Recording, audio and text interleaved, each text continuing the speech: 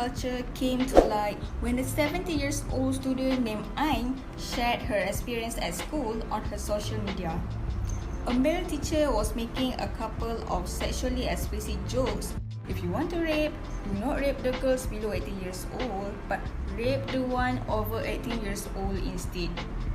Which left the girls in her class shocked and quiet. When Ain talked about the situation to his counseling teacher, instead of speaking out to the male teacher, he normalizing the rape culture by stating that boys will be boys.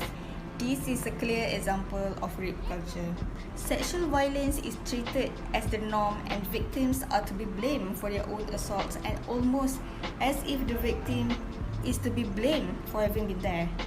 It's not just about the sexual violence itself, but about cultural norms and institutions that protect rapists, shame victims, and demand for women to make unreasonable sacrifices to avoid sexual assault. Now, what are the examples of rape culture? Firstly, sexually explicit jokes.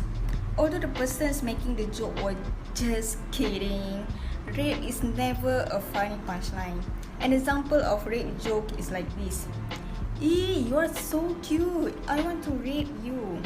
It just portrays how dirty, sickening, and disgusting your mindset is. Secondly, publicly scrutinizing the victim's dress or style of clothing. Women were always told to adhere to the society's strict rules about the way women dress.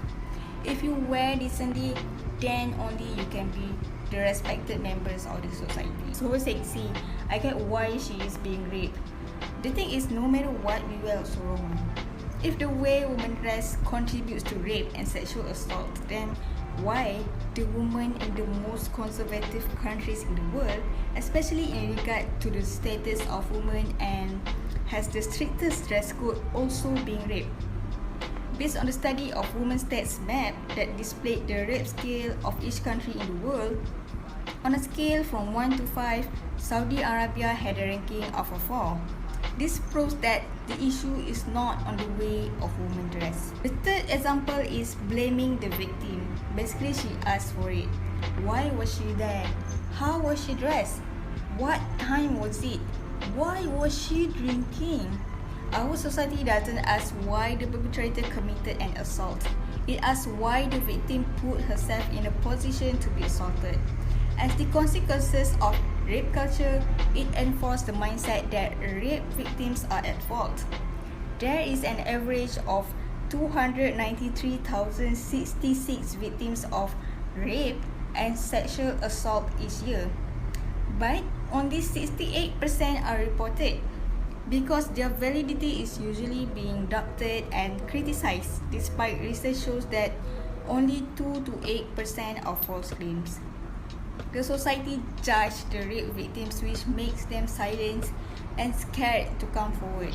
Hence, there will be no justice in this world, because why? It's us as the society that allows other men to believe that rape is okay when it is clearly not, and protect the rapist from being held responsible. So here are some ways to stop rape culture. Firstly, avoid using language that objectifies or degrades women. Secondly, speak out if you hear someone else making an offensive joke. The third one, if a friend says she has been raped, take her seriously and be supportive. And the fourth one, if you witness sexual harassment, expose the behavior and don't be an active bystander.